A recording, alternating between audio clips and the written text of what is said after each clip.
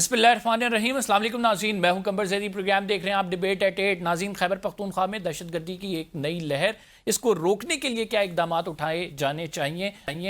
BLA को रोकने के लिए हुकूमत की जानिब से मुख्तलिफ ऑपरेशंस किए गए। सिक्योरिटी एजेंसीज भरपूर तावन करती थी। खैबर पख्तूनख्वा में भी टारगेटेड ऑपरेशन किए जाएंगे या ग्रैंड ऑपरेशन किया जाएगा।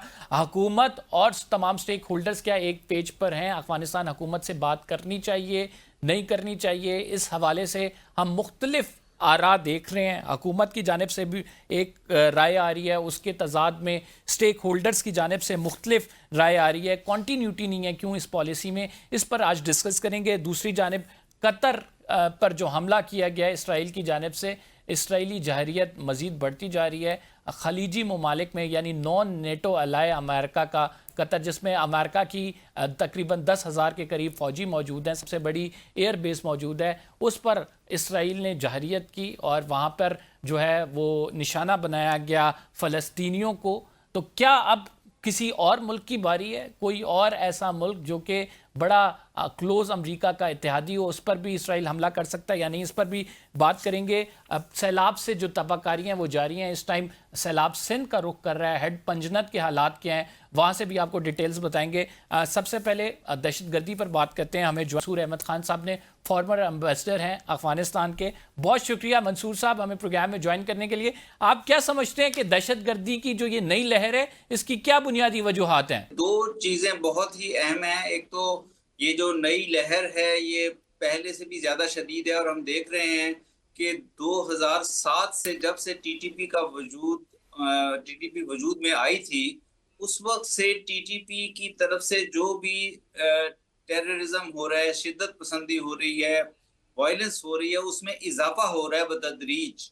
और 2007 से आज अगर आपने 18 साल का अरसा गुजर चुका है और उनकी एक्टिविटीज, उनकी कार्रवाइयाँ, उनकी दहशतगर्दी बढ़ती जा रही है। पाकिस्तान ने इन 18 साल में टीटीपी के हाथों बहुत सी कीमती जानों का नुकसान पाकिस्तान का हुआ है, जिसमें सिक्योरिटी के इदारों के हमारे जवान और अफसरान भी शहीद हुए हैं। आज ही जिस तरह आपने जिक्र किया, 12 हमारे जवान और अफसरान शहीद हुए। पूरी कौम उससे बड़े अफसोस का इजहार कर रही है। तो ये जो दहशतगर्दी है टीटीपी की, इसमें इजाफा होता जा रहा है और इससे ये जाहिर होता है कि हमारी जो काउंटर टेररिज्म पॉलिसी है, टेररिज्म को फाइट करने की पॉलिसी है, उसमें कहीं ना कहीं गैप्स हैं। और मेरा ख्याल है कि क्योंकि टीटीपी का बहुत ज्यादा जो टीटीपी की शिद्दत है, बहुत ज्यादा जोर है, वो खैबर पख्तूनख्वा में है और बहुत से इलाकों में बहुत जिस तरह जब वो कार्रवाइयाँ करते हैं तो उसके बाद बहुत से इलाकों में उनकी प्रेजेंस या उनको कोई ना कोई सपोर्ट नेटवर्क्स मौजूद हैं। और जिससे ये जाहिर होता है कि जो हमारी जो हुकूमतें हैं, उनकी और हमारी जो हुकूमतों का जो अवाम से राब्ता है इन इलाकों में, वो कम है। इसलिए मेरा ख्याल है कि एक काउंटर टेररिज्म पॉलिसी, एक पाकिस्तान सर, को as you are mentioning, we need to recover counter terrorism policy. Loopholes इसमें मौजूद हैं। कहाँ पे लूप होल मौजूद हैं? आप अफगानिस्तान में रहे हैं, आपने अफगानिस्तान में सर्व किया है। कहाँ पे गैप आ रहा है जिस गैप को हम पुर नहीं कर पा रहे हैं? इतना अरसा हो गया है, हमारी पॉलिसी में कंसिस्टेंसी भी नहीं है। कभी हम उनसे जंग की बात करते हैं, फिर कभी हम कहते हैं हमने मुज़ाकरात करने हैं। बिल्कुल तो मैं इसी तरफ आ रहा था कि जो गैप्स हैं वो ये है कि हमारी एक काउंटर टेररिज्म पॉलिसी में कंसिस्टेंसी नहीं है।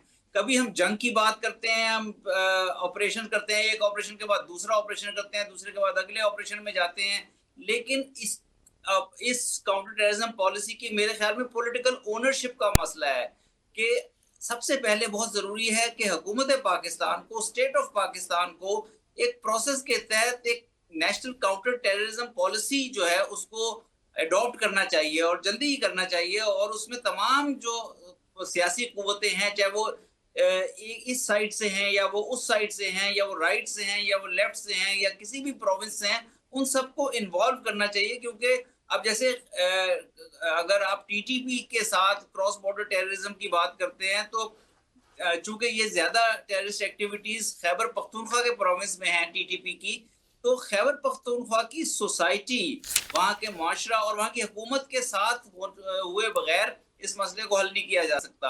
और दूसरा जो गैप आपने खुद ही निशानदेही की, वो बहुत अहम गैप अफगानिस्तान के साथ रिलेशंस का है। और वहाँ पे भी 2001 से लेकर आज तक 2025 तक जितनी भी हुकूमतें आई हैं, वो पाकिस्तान के साथ उनके ताल्लुकात में कहीं न कहीं गैप्स हैं, बदएतमादी है और ट्रस्ट डेफिसिट है। और समहाउ हम इन अपने मनफी ताल्लुकात को अफ़गानिस्तान के साथ या अफ़गानिस्तान के साथ ताल्लुकात में जो टेंशन्स हैं, उसको दूर नहीं कर सके। अब अफ़गानिस्तान के अंदर मुख्तलिफ किस्म के दहशतगर्द तंजीमों की मौजूदगी पे मुख्तलिफ ममालिक को शिकायतें हैं, चाइना को भी शिकायत है, सेंट्रल एशियन कंट्रीज को भी शिकायत है, ईरान को भी शिकायत है, यूएस को भी शिकायतें हैं। लेकिन आप देखें चाइना में तो इस किस्म की दहशतगर्दी नहीं हो रही जो पाकिस्तान में हो रही है, या सेंट्रल एशिया में तो इस किस्म की दहशतगर्दी नहीं हो रही। वजह यह है कि उनकी हुकूमतों ने अफगान हुकूमत, जो कि जहाँ के अब तालिबान की हुकूमत है, उनके साथ एक इस किस्म के ताल्लुकात रखे हुए हैं कि वो कोई भी किसी तरह से भी टेररिज्म जो है वो स्पिल ओवर नहीं कर रहा उनके बॉर्डर्स में। हमारे यहाँ समहाउ ये एक बहुत ही गंभीर मसला है, लेकिन हमें समहाउ अफगानिस्तान के साथ अपने ताल्लुकात में बेहतरी लानी पड़ेगी। लेकिन आप समझते हैं कि इसमें एक बहुत बड़ा फैक्टर जो है वो रॉ की फंडिंग का भी है, चूंकि वहां पे अफगानिस्तान में फंडिंग होती आई है और एक नैरेटिव पाकिस्तान के खिलाफ ऑलरेडी मौजूद है।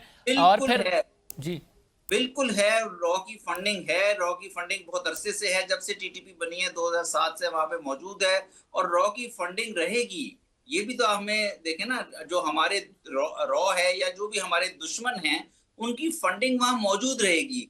लेकिन पाकिस्तान के पास उसके बावजूद, पाकिस्तान और अफगानिस्तान दोनों के पास ये एक मौका मौजूद है, या पाकिस्तान और अफगानिस्तान का तो 2600 किलोमीटर का बॉर्डर है, हमारे बहुत जो हिस्टोरिकली करीबी ताल्लुकात हैं, हमारे लिए अपने ताल्लुकात में बेहतरी लाना नामुमकिन नहीं है। इसके बावजूद के हमारे डिट्रैक्टर्स जो हैं, या रॉ है या और डिट्रैक्टर्स जो है, वहाँ पे टीटीपी या ऐसे ग्रुप्स की फंडिंग में भी इन्वॉल्व हैं। लेकिन अगर इन तमाम इन्वॉल्वमेंट के होते हुए ये बहुत ही ज़रूरी हो जाता है कि पाकिस्तान अफगान हुकूमत, जो भी अफगानिस्तान में हुकूमत हो, काबुल में, और चूंकि आजकल वहाँ तालिबान की हुकूमत है, उनके साथ किसी तरह से भी अपने मनफी ताल्लुकात, जो मनफी रुझानात हैं ताल्लुकात में, उनको दूर करने की कोशिश करे। वो इन दोनों चीज़ों के बगैर, जो political ownership of the counter terrorism policy और अफगानिस्तान के साथ रिलेशंस में बेहतरी के बगैर बड़ा मुश्किल हो जाता है कि हम इस किस्म के चैलेंज। बतौर एक diplomat what would you suggest to the state? आप देख रहे हैं कि एक तरफ जो है स्टेक होल्डर्स को चाहते हैं कि थ्रू आउट ऑपरेशन हो, एक लार्ज स्केल ऑपरेशन हो, दूसरी जानिब हमें वहाँ की पॉलिटिकल गवर्नमेंट जो है वो ये कहती नज़र आ रही है कि हम बात करेंगे, हमें अफगानिस्तान जाने दिया जाए। तो इन दोनों ऑप्शंस में, जबकि कुछ स्टेक होल्डर्स की बाकायदा कंसेंसस के साथ ये पॉलिसी है कि वी नीड ऑपरेशन, इनके साथ कोई रियायत नहीं बरतनी, पॉलिटिकल हुकूमत कहती है नहीं हमने बातचीत करनी है, तो कौन सा ज़्यादा मौसर जो है इसका हल है? मेरा ख्याल है कि यही जो आप बात कर रहे हैं कि काउंटर टेररिज्म पॉलिसी जो है, उसके अंदर मुख्तलिफ जहतें, मुख्तलिफ एस्पेक्ट्स हो सकते हैं। बाज़ औक़ात आपको बात करनी पड़ती है, बाज़ औक़ात जो बात करने से मसाइल हल नहीं हो रहे होते हैं, उन ग्रुप्स के खिलाफ मिलिट्री ऑपरेशंस भी करने पड़ते हैं। यही सारी वो जो काउंटर टेररिज्म पॉलिसी है और इसकी सारी जहतें हैं, कॉम्प्रिहेंसिवली इसको मेरा ख्याल है सबसे पहले तमाम पॉलिटिकल एलिमेंट्स को, पॉलिटिकल पार्टीज को, जो हुकूमतें हैं हमारी प्रोविंशियल हुकूमतें, उनको साथ बिठा के उस पर एक कंसेंसस पैदा करने की जरूरत है, ताकि जब हम उस काउंटर टेररिज्म पॉलिसी को इम्प्लीमेंट करें, तो चाहे वो मिलिट्री ऑपरेशन हो या अफगानिस्तान के साथ बातचीत, हम कम अज कम हमारी फेडरेशन और हमारे प्रोविंशियल यूनिट्स एक पेज पे तो हों। हम ये बाज़ औक़ात मिलिट्री ऑपरेशन जरूरी हो जाते हैं, और मिलिट्री ऑपरेशंस के बगैर बाज़ औक़ात मसाइल हल नहीं होते, लेकिन साथ ही मिलिट्री ऑपरेशंस के बाद पॉलिटिकल इंसेंटिव्स क्या दिए जा सकते हैं, इकोनॉमिक इंटीग्रेशन में हम अपनी पॉपुलेशन को, वो लोग जो इकोनॉमिकली पीसफुली इंटीग्रेट होना चाहते हैं इकोनॉमी में, उनके लिए क्या कर सकते हैं, सूबे की डेवलपमेंट के लिए क्या किया जा सकता है, सूबे के फंड्स के मामलात में क्या किया जा सकता है। मेरा ख्याल है कि इसमें हमारी लीडरशिप को इनिशिएटिव लेके सबको साथ बिठा के ही एक रास्ता निकालना पड़ेगा। आप ये क्या समझते हैं कि जो रिफ्यूजीज के हवाले से हमारी पॉलिसी थी, इसकी वजह से भी एक शिद्दत हमें देखने को मिल रही है? हमने अफगानिस्तान जो है वापस भेजा लोगों को, और उसके बाद फिर जो तालिबान हैं उन्होंने बाकायदा टीटीपी को हदायत जारी की। हवाले से आपके पास क्या इन्फॉर्मेशन है? जी देखिए, रेफ्यूजीज का इशू हो या जो लोगों की मूवमेंट है बॉर्डर पे, जो लोग इधर आते हैं पाकिस्तान, जो अफगान आते हैं और वो मुख्तलिफ चीज़ों के लिए, मेडिकल इलाज के, मेडिकल ट्रीटमेंट के लिए या इकोनॉमिक रीजंस के लिए या एजुकेशन पर्पसेस के लिए आते हैं, उनके आने जाने में जो दुश्वारियां हो रही हैं, ये दोनों फैक्टर्स हैं। रेफ्यूजीज के सिलसिले में मेरा ख्याल हमें ज़रूरत है कि हम एक बड़ी रैशनल किस्म की पॉलिसी बनाएं, उसमें एक ह्यूमैनिटेरियन कंसिडरेशंस के मुताबिक पॉलिसी बनाएं, क्योंकि ये बहुत से रेफ्यूजीज बहुत अरसे से यहाँ पे हैं, बहुत से रेफ्यूजीज पैदा यहाँ पे हुए हैं, तो एक कैटेगरीज बनाए, उन कैटेगरीज के मुताबिक अफगान हुकूमत के ताउन के साथ उनको वापस भेजने का अमल किया जाए। और यकमुश्त वापस भेजने की बजाय हम ये भी कर सकते हैं कि कुछ एक 4 या 5 साल का प्लान बनाएं, जिसमें हर साल में हम ये कहेंगे इतने हजार या 1 लाख या 2 लाख लोग हम अफगान हुकूमत के ताउन के साथ वापस भेजेंगे, लेकिन अफगान हुकूमत की इन्वॉल्वमेंट के साथ वो पॉलिसी बननी चाहिए, उनके कोऑपरेशन के साथ। और इसी तरह लोगों के आने जाने, तोरखम और चमन और जो बॉर्डर क्रॉसिंग्स हैं, उस पर उनके आने जाने के सिलसिले में थोड़ी सी इम्प्रूवमेंट लानी चाहिए, ताकि अफगानिस्तान की हुकूमत को भी ये पैगाम दिया जाए कि पाकिस्तान के साथ उनका इंटरेक्शन बहुत जरूरी है। और मैं आपको ये बात बताऊं, मैं वहां 2 दफा सर्व कर चुका हूँ, 6 साल मैंने एज डिप्लोमेट अफगानिस्तान के अंदर सर्व किया है। अफगानिस्तान की डिपेंडेंस, अफगानिस्तान के साथ पाकिस्तान की इंटरडिपेंडेंस बहुत ज्यादा है।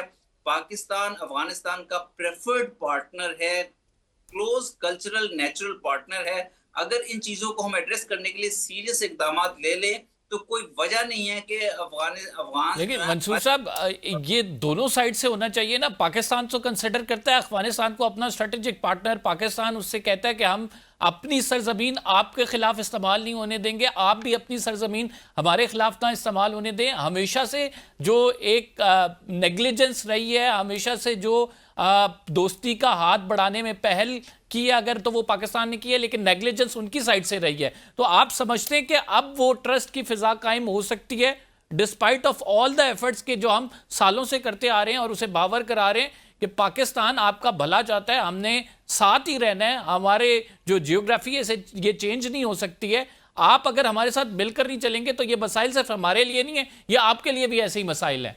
ये आपकी बात बिल्कुल 100% दुरुस्त है, और मैं इसको मानता हूं कि इसमें जिम्मेदारी सिर्फ पाकिस्तान की नहीं है, इसमें जिम्मेदारी दोनों साइड्स की है, इसमें जिम्मेदारी अफगान हुकूमत की भी है। और अफगान साइड को भी ये समझना जरूरी है कि 2021 में गैर मुल्की फौजों के जाने के बाद एक बहुत बड़ी अपॉर्चुनिटी पैदा हुई है, क्योंकि अब अफगानिस्तान में कोई मेजर पावर किसी के ट्रुप्स नहीं है, ना सोवियत ट्रुप्स हैं ना अमेरिकन ट्रुप्स हैं। तो अफगानिस्तान इस खित्ते के साथ अपने इक्तिसादी ताल्लुकात, इकोनॉमिक कनेक्टिविटी बहुत अच्छी तरह से बढ़ा सकते। बहुत बहुत शुक्रिया नाज़रीन। मंसूर अहमद साहब हमारे साथ मौजूद थे, अपनी राय का इजहार कर रहे थे। एक कॉम्प्रिहेंसिव पॉलिसी फ्रेमवर्क हमें ज़रूरत है अफगानिस्तान वाले मामले और दहशतगर्दी के इस इशू को हैंडल करने के लिए। नाज़रीन, प्रोग्राम में एक छोटा सा ब्रेक शामिल करते हैं। We will be right back after this short break. Israel ने जो कतर पर हमला किया, इसके क्या मुहर्रिकात हैं, अगला मुल्क कौन सा हो सकता है, इस पर बात करते हैं। आप कहीं मत जाइएगा।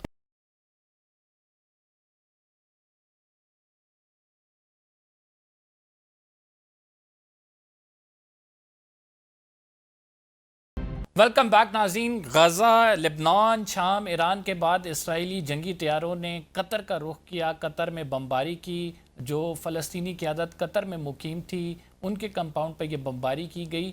आखिर ये इंतहाई कदम क्यों उठाया गया? नॉन नेटो अलाय है कतर, अमरीकी फ़ौज की बड़ी तादाद कतर में मौजूद है, अमरीकी एयर बेस कतर में मौजूद है। इसके बावजूद जो है जिस तरह से बेबाकी के साथ हमला किया गया, और फिर इसकी रीजनिंग दी जा रही है। नेतन्याहू ये कहते नजर आए कि अमेरिका ने भी अफगानिस्तान में 9/11 के बाद ऑपरेशन किया था, पाकिस्तान के ख़िलाफ़ भी उन्होंने उसामा बिन लादेन को टारगेट किया, वो भी ऐसे हमले करता रहता है। तो अगर इसराइल ने कर दिया तो इसमें क्या मुज़ायका है? इस पर बात करेंगे। हमारे साथ अहमद अल अरबी मौजूद हैं। बहुत शुक्रिया हमें प्रोग्राम में ज्वाइन करने के लिए। बैनुल अक़वामी उमूर पे आप दस्तरस रखते हैं। क्या समझते हैं कि कतर पर जो हमला किया गया है, क्या मैसेज देना चाहता था इसराइल? और फिर हम देख रहे हैं कि एक सीरीज़ है ममालिक की जो कि ज़ेर अताब आए हैं इसराइल की बमबारी से। अब कतर की बारी आई है जो कि एक बड़ा इत्तेहादी कंसिडर किया जाता है अमेरिका का। आखिर क्यों? जी बहुत शुक्रिया। देखें, इस वक्त जो इसराइल का प्लान, इसराइल की बजाय मैं यूज़ करूंगा लफ्ज़ नेतन्याहू का जो प्लान है, जो कि बिल्कुल एक रोग स्टेट और एक रोग प्राइम मिनिस्टर बना हुआ है इस वक्त अमेरिका के लिए भी। वो पूरे मिडल ईस्ट के अंदर जो इसराइल की एक्सपेंशन है वो इस वक्त अपने फाइनल स्टेज पे एंटर कर चुकी है। अगर आने वाले 2 से 3 साल या 4 साल के अंदर इसराइल ग्रेटर इसराइल को पूरा करने के लिए मेजर टेरिटरीज के ऊपर कब्जा नहीं करता तो इसराइल का वजूद खत्म हो जाएगा। इसराइल का मुल्क जो है, इसराइल की जो नापाक नाजायज रियासत है, वो अंदर से बहुत ज्यादा डिवाइड का शिकार है।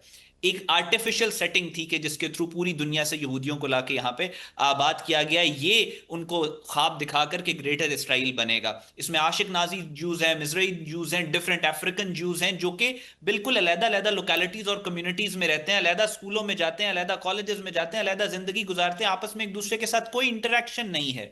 और पिछले कोई स्पेशली जब का गाजा के ऊपर इन्होंने जेनोसाइड लॉन्च किया, उसके बाद से डिवाइड मजीद बढ़ता चला जा रहा है। तो नेतन्याहू को एक तो अपनी कुर्सी बचाने के लिए, दूसरा कॉन्सेप्ट ऑफ ग्रेटर इसराइल को अलाइव रखने के लिए उसको को मेजर शोडाउन चाहिए मिडल ईस्ट के अंदर।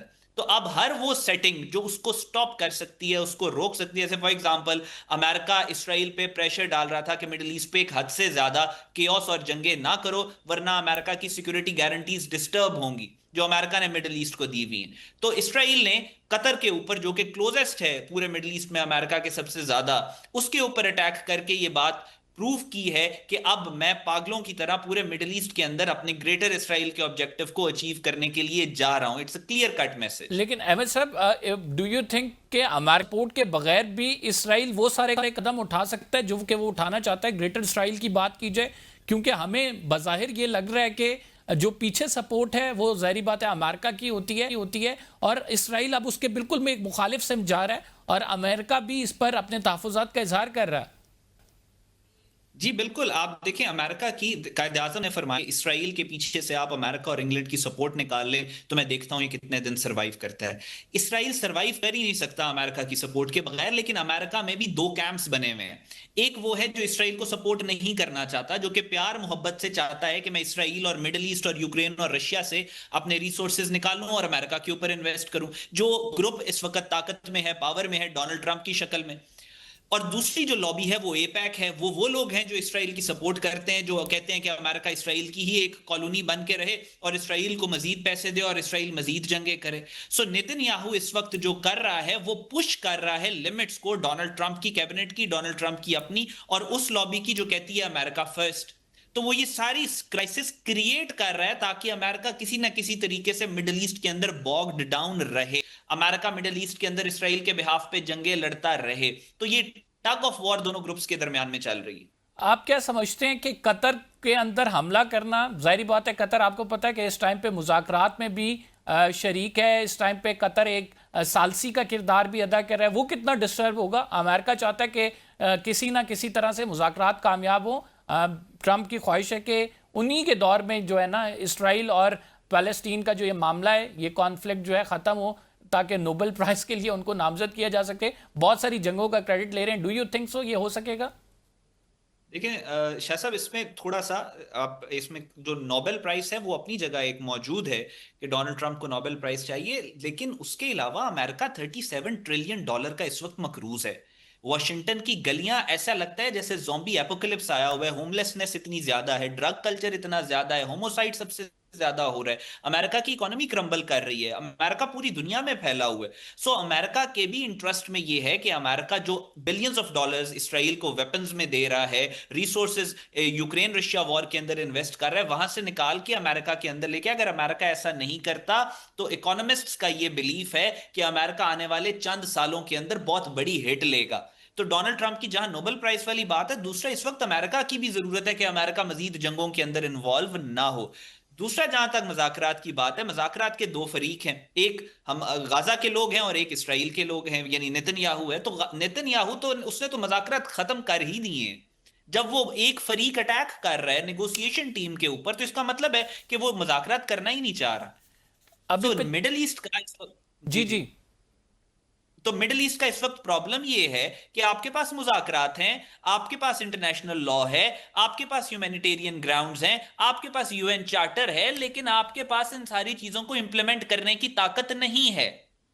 तो इस वजह से इसराइल इतने बावलों की तरह एक्ट कर रहा है। अहमद साहब, आप क्या समझते हैं जो दो रियासती सलूशन अक़वाम मुत्तहिदा की करारदाद मंजूर हुई है, आप समझते हैं कि कोई वैल्यू रही है? इस तरह की मुतादिद करारदादें पहले भी मंजूर हो चुकी हैं, लेकिन प्रैक्टिकली हम देखें तो इसराइल वही करता है जो उसे करना होता है, और पीछे से अमेरिका की उसे फुल सपोर्ट हासिल होती है। नहीं, अमेरिका दूसरी बात ये कि मुकाबले पे और कुछ देखिए, आप पिछले कुछ अरसे से ही अगर ग्लोबल पॉलिटिक्स को ऑब्जर्व करें तो आपको एक बात वाजे हो जानी चाहिए कि आपने अगर अपना हक लेना है, चाहे आप हक पे हैं या आप नहीं हैं, अगर आपने अपने आप को लेजिटिमेसी देनी है, आप चाहते हैं कि दुनिया आपकी बात सुने, आप चाहते हैं दुनिया आपकी इज्जत करे, आप चाहते हैं आपके हकूक का तहफ़्फ़ुज़ हो, तो आपके पास हार्ड पावर का होना बहुत जरूरी है।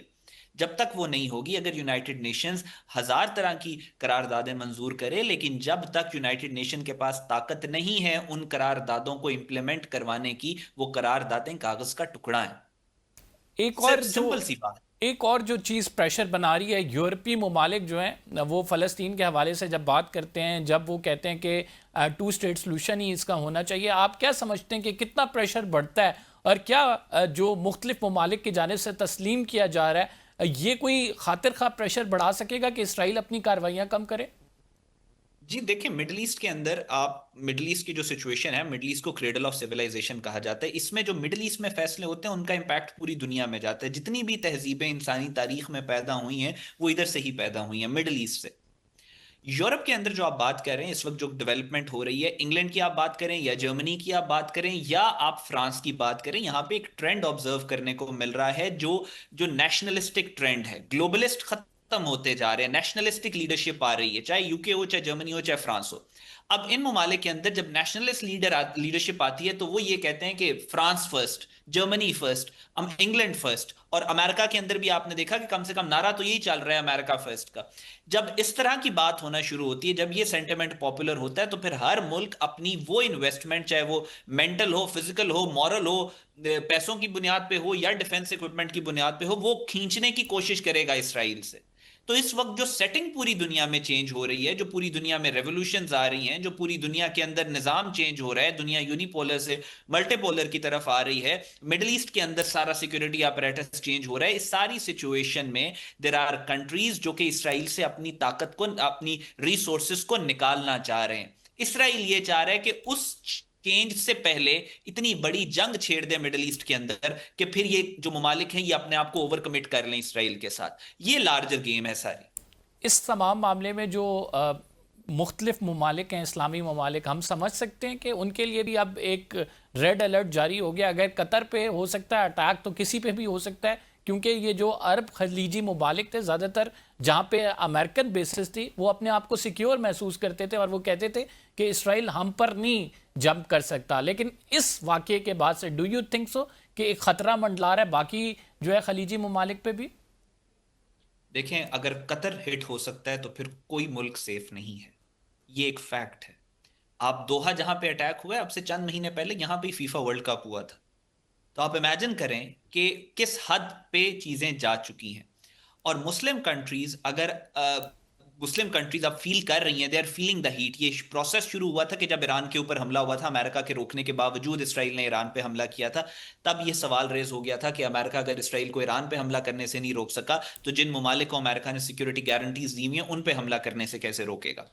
सो अब जो मुस्लिम कंट्रीज हैं, वो जाहिर है, वो उस वक्त की जो इनसिक्योरिटी थी, अब वो अपने पीक के ऊपर पहुंच चुकी है। अब हर मुसलमान मुल्क देख रहा है कि इसराइल जो है वो बिल्कुल बावला हो चुका है, एक रोग स्टेट है जो इस वक्त अमेरिका के कंट्रोल में भी नहीं है। इसराइल का बोझ ना ब्रिटिश एम्पायर ना ब्रिटिशर्स उठा सकते हैं, ना अमेरिकन उठा रहे हैं इस वक्त। तो अब हमें क्या करना है? अब पहली दफा जो मुस्लिम कंट्रीज हैं, मिडल ईस्टर्न कंट्रीज हैं, उनके अंदर एक सेंस डेवलप हुई है कि we are on our own. इसी वजह से आपने देखा है कि तमाम मुसलमान ममालिक को बुलाया गया कतर में, और उनसे पूछा गया सबसे पहले कि हमें क्या करना चाहिए, क्योंकि बाकी पूरी दुनिया के ऊपर मुस्लिम कंट्रीज का अब ट्रस्ट शेक हुआ है। आई एम रियली होपफुल कि इस थ्रेट को वो सीरियस परसीव करेंगी, क्योंकि जो कतर पे हमला हुआ है it is just the beginning. मैं आपके साथ एक बात शेयर कर रहा हूं कि रशियन अपने डिप्लोमैट्स को इसराइल से निकाल रहे हैं। इसराइल का चैनल 13 है, उसने रिपोर्ट किया है कि रशियन अपने डिप्लोमैट्स को निकाल रहे हैं। अमेरिका अपनी सबसे वल्नरेबल बेस जो इराक में ऐन अल असाद बेस है उसको खाली कर रहा है सितंबर के मिड तक। So something big is brewing with in the middle east, और इसराइल कुछ ना कुछ बड़ा डेफिनेटली प्लान कर रहा है। तो Qatar is just the beginning. Qatar से आगाज़ है, मुख्तलिफ ममालिक तक भी ये आग फैल सकती है। क्या मुस्लिम ममालिक होश के नाखुन लेंगे? कोई तैयारी की जाएगी? क्या किसी भी मुमकिना हमले को रोकने के लिए मुंह तोड़ जवाब दिया जाएगा या ऐसी कोई पॉलिसी बनाई जाएगी? आने वाला वक्त बताएगा। फिलहाल के लिए प्रोग्राम में एक छोटा सा ब्रेक शामिल करें। We will be right back after this short break. आप कहीं मत जाइएगा। उमर दराज गोंदल हमारे साथ मौजूद होंगे सैलाब के हवाले से। उनसे जानते हैं कि वो कहाँ पे मौजूद हैं, क्या किस कदर इमदादी सामान वहाँ पर पहुँचा है और वहाँ की क्या सूरत हाल है।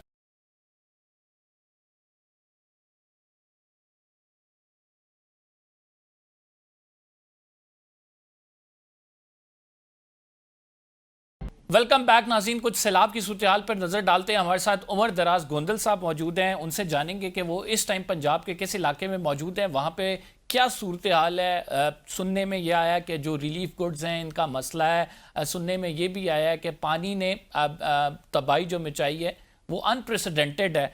असल ग्राउंड पे सूरत हाल क्या है, उमर दराज साहब जो है हमें बताएंगे। बहुत शुक्रिया उमर दराज। कहाँ पे मौजूद हैं अभी और यहाँ पे आपको क्या सूरत हाल दिखाई दे रही है? जी ज़ैदी साहब, मैं इस वक्त अलीपुर में मौजूद हूं और ये मुजफ्फरगढ़ की तहसील है। अगर मैं आपको बहुत एहतियात से बताऊं तो इस वक्त पंजाब के अंदर अगर कोई इलाका या तहसील सबसे ज़्यादा मुतासिर है तो वो यही इलाका है। जिस रोड के ऊपर मैं मौजूद हूं ये सीतपुर का रोड है जो उसका मज़ाफ़ाती इलाका बनता है। ओवरऑल अगर बात करें तो अलीपुर शहर को छोड़ दें या निकाल दें तो इस तहसील में से तकरीबन 90% इलाका ज़ेरे आब है, यानी वहाँ पे पानी है। हाँ, ये हो सकता है किसी जगह पे पानी की सतह कम हो, किसी जगह पे पानी की जो वो मिकदार है या उसका लेवल है वो ज़्यादा हो। सूरत हाल में तब्दीली इस तरीके से आ रही है कि ये सीतपुर रोड आगे जा रहा है जहाँ पे रेस्क्यू का मरकजी कैंप लगाया गया है। कल मुझे 48 घंटे यहाँ पे हो गए हैं शहर में आए हुए और इस इलाके में आए हुए। कल रोड्स के ऊपर यहाँ पे पानी नहीं था।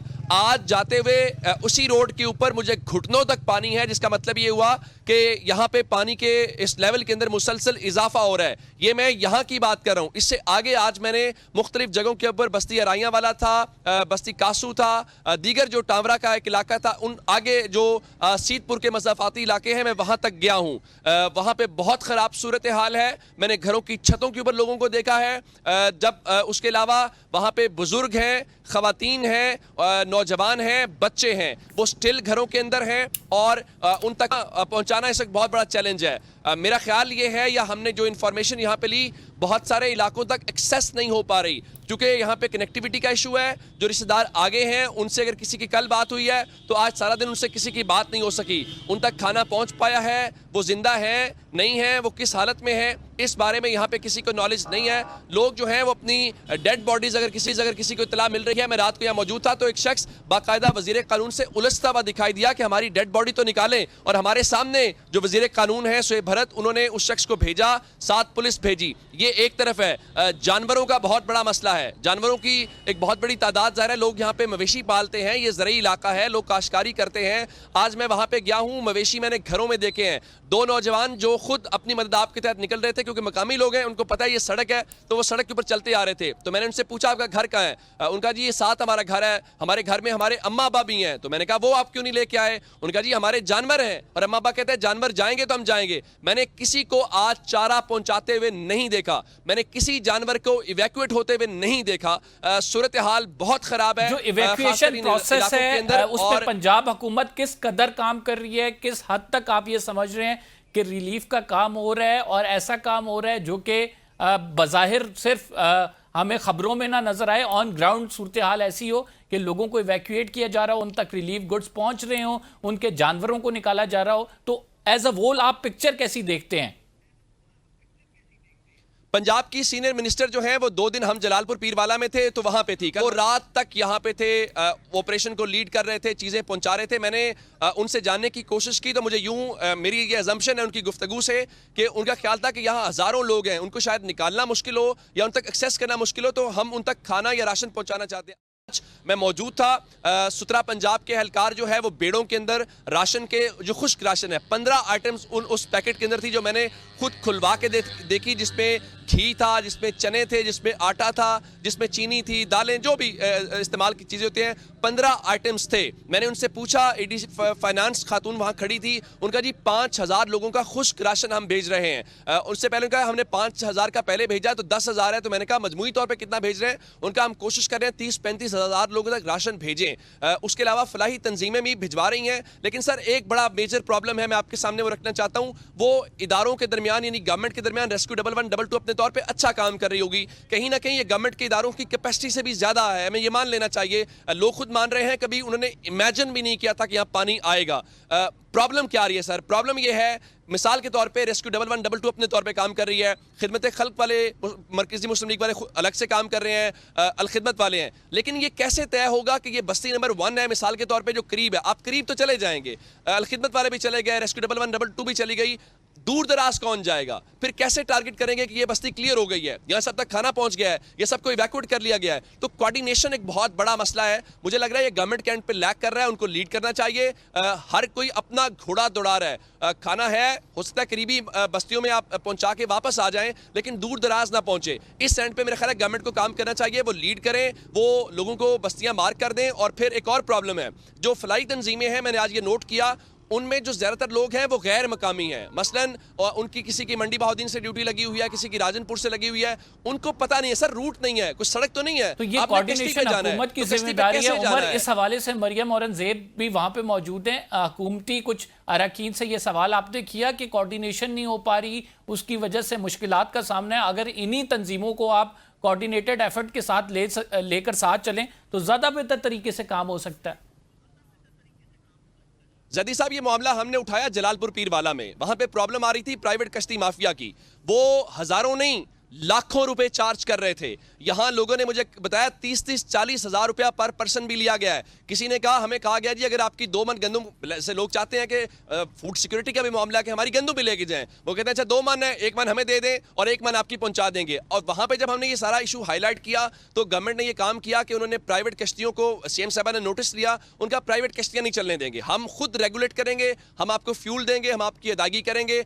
लेकिन यहाँ पे वो चीज़ नजर मुझे नहीं आई। यहाँ पे अपने अपने एंड पे सारे चला रहे हैं। चूंकि मरियम साहबा यहाँ पे आई, वो यहाँ नहीं, वो 5 मिनट उस साइड पे उनको ब्रीफिंग्स दी गई।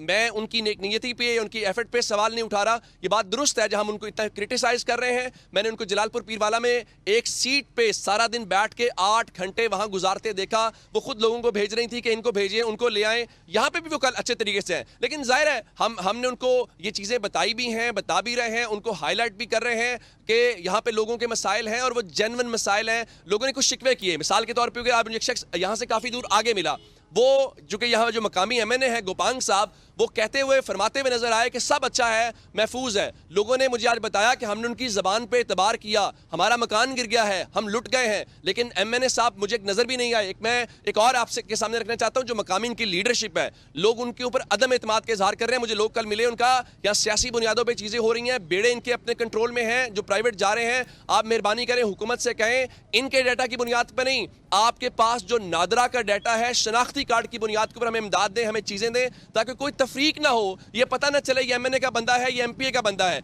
ये वो ग्राउंड की चीजें हैं जो मैं आपको लोगों की, ये नहीं समझे कि मेरे सामने जो लोग खड़े हैं मैं ये उनकी जबान की बातें आप तक पहुंचा रहा हूं। उमर, सैलाब की राइट नाउ सूरत हाल क्या है? हेड पंजनत से आगे निकल गया है, यहाँ पे कितने इलाके टोटल इसने ज़ेरे आब किए हैं, कितनी बस्तियों को तबाह किया है इस सैलाब ने?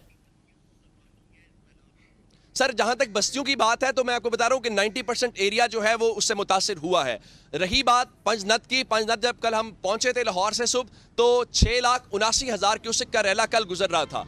आज हमें पीडीएम हुकाम की जानिब से दिन में बताया गया, मैं इस लेटेस्ट आपको नहीं बता रहा, ये दिन की अपडेट है, लेटेस्ट चेक करनी पड़ेगी, कि उस वक्त हमें बताया गया कि 5,75,000 क्यूसेक का रैला गुजर रहा है। इसका मतलब ये हुआ कि 1 लाख के करीब क्यूसेक रैला कम हुआ है। लेकिन ये पानी हुआ है जो आगे जा रहा है, जो सिंध में अब दाखिल होना शुरू हो गया है। यहाँ पे जो पानी है वो उतर नहीं रहा, क्योंकि पानी आना बंद नहीं हुआ, ये पानी उतरा नहीं है, पानी सिर्फ पीछे से लेवल कम उस बहाव का आया है। आगे पानी की मैंने आपको बताया कि लेवल बढ़ रहा है। मुझे खतरा है कि अगले चंद घंटों में जिस रोड के ऊपर हम आगे जा पा रहे थे, हम इस रोड के ऊपर भी आगे नहीं जा पाएंगे। इनका इंफ्रास्ट्रक्चर जो है वो भी कट ऑफ हो जाएगा, वो टूट जाएगा।